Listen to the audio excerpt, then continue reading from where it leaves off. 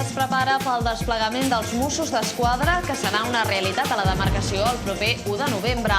De moment, avancen les obres de la comissaria. A més, els cossos policials estan mantenint converses per tal de coordinar esforços entre Mossos i policia local.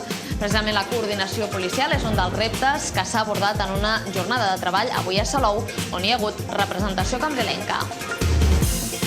Hola a tothom, obrim l'informatiu parlant de seguretat ciutadana, però hi ha altres temes que ens ocupen i que els resumim primer en el sumari. Les obres del barri antic avancen segons el previst i els treballs estaran enllestits al llarg del proper mes, a excepció del carrer Sant Plàcid, on es podrien allargar les obres. Els veïns són informats setmanalment en reunions de seguiment del Pla de Barris. Cambrils impulsa un programa pioner per tractar nois i noies que tenen capacitats intel·lectuals superiors a la mitjana. Aquest és un dels programes que s'impulsa des de la Regidoria d'Educació, juntament amb l'Encambrilat, el Transformacions o el programa de reflexioteràpia a les escoles. Es crea la Lliga de Futbol 7 Cambrils Costa Daurada. Amb aquest nou campionat, la Regidoria d'Esports vol treure al màxim rendiment als camps de gespa artificial que s'inauguraran properament.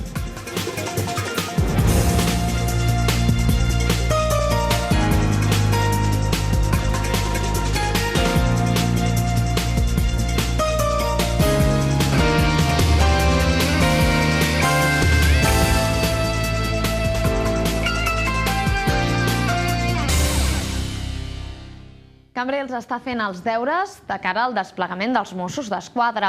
Els treballs de la comissaria estaran enllestits abans de l'1 de novembre i el que cal ara és aconseguir una bona coordinació entre la policia local i els Mossos. De fet, aquest ha estat el tema central de la jornada que s'ha realitzat a Salou entre representants del Sindicat Professional de Policies Municipals d'Espanya i Catalunya. Una jornada en la que hi ha participat el cap de la policia local de Cambrils, el sotsinspector i d'altres agents locals. La comissaria dels Mossos d'Esquadra començarà a registrar feina el proper 1 de novembre. Les obres avancen a bon ritme i les instal·lacions estaran acabades abans del desplegament. Però aquestes setmanes els agents dels Mossos i de la policia local tenen altres tasques importants a abordar. El desplegament dels Mossos d'Esquadra implica una nova fórmula de treball on la coordinació entre els dos cossos ha de ser una autèntica realitat. Precisament aquesta ha estat la qüestió en la que més han insistit els caps dels diferents cossos que s'han trobat avui amb altres agents en una jornada de treball celebrada al Teatre Auditori de Salou. La llei de la Policia de Catalunya ja obliga a que Mossos d'Esquadra i policia local comparteixin informació a través d'una base de dades conjunta. Ara, però, s'han d'homogenitzar processos, s'ha de tenir clar qui té competències en cada matèria i, sobretot, s'ha d'aconseguir millorar la seguretat ciutadana al territori. Tenim dues vessants. Una potser és la manca de coordinació, és evident, existeix des de sempre, i el que espero que puguem assolir el gran repte, que és precisament que aquesta coordinació d'alguna manera es faci efectiva.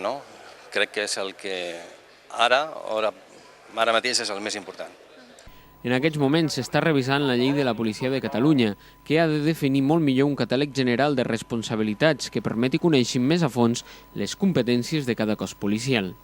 També s'ha hagut de treballar amb celeritat per posar a punt els nous sistemes d'informació telemàtica que permetin una feina conjunta.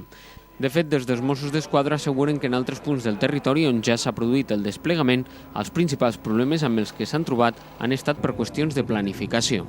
Cambrils ja ho té tot a punt de cara al desplegament. Les obres de la comissaria avancen a bon ritme i el cos de la policia local està en permanent contacte amb els Mossos per tal de coordinar esforços i recursos. Ara el més important és portar a la pràctica la distribució de les competències.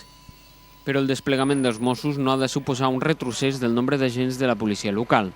Això està molt clar des de Cambrils, on l'increment dels agents ha estat exponencial en els darrers anys. Aquesta setmana marxen 19 dels agents que tenim interins a fer el curs bàsic de formació policial a l'Institut de Seguretat Pública de Catalunya i llavors en funció de les necessitats que tinguem al municipi doncs es aniran anant generant el que l'equip de govern trobi oportú, tenint en compte els moments difícils econòmics que tots estem patint en aquest sentit. No tots els municipis disposaran de les comissaries acabades el proper 1 de novembre. A Valls i Tarragona el desplegament es produirà sense que les comissaries estiguin acabades. I les obres del barri antic de Cambrils avancen segons el previst. Alguns trams de carrer, com al principi o al final del Passeig Albert, ja estan acabats i d'altres encara s'haurà de treballar durant els propers 30 dies. Els responsables del projecte informen setmanalment de l'evolució dels treballs en les reunions de seguiment que es realitzen. Les obres d'alguns carrers del barri antic van començar de forma esglaonada a finals del mes de març i ara ja es comença a veure el resultat. Hi ha trams de carrers que estan acabats, com el principi i final del Passeig Albert o els carrers petits tocant al carrer Major. Uns carrers que s'espera tenir enllestits en un mes. Més tard estarà el carrer Sant Plàcid, l'últim en el qual es van començar les obres. Aquest serà de plataforma única, tot i que es vol respectar el trànsit, ja que és un carrer tranquil. El mobiliari urbà serà el que separarà el trànsit de les persones. Les obres també serviran per renovar els serveis d'aquests carrers, com el clavegueram, les línies elèctriques i telefòniques, tot el cablejat i, en definitiva, els serveis soterrats. El calendari d'obres està anant sota el previst, sota el calendari previst. Es pot estar veient com s'està adoquinant i com gairebé ja estem parlant del mobiliari urbà que ja anirà a sobre. Ja és la part final de les obres. L'única incidència a destacar ha sigut les troballes de la muralla, de la Torre de la Muralla, al carrer Gimbernat, Passeig Albert, que la Comissió de Cultura de la Generalitat ens obliga a respectar-la i a fer un projecte per deixar-la al descobert perquè la gent pugui conèixer i observar el valor d'aquestes troballes arqueològiques. En tot cas, els veïns del barri estan setmanalment informats a través de la comissió de seguiment que es fa cada dimarts a l'oficina de la Llei de Barris, situada a la plaça Espanya. En ella hi assisteixen representants veïnals, el regidor coordinador del Pla de Barris, Oliver Klein, tècnics de l'Ajuntament i representants de les 3 empreses adjudicatòries de les obres.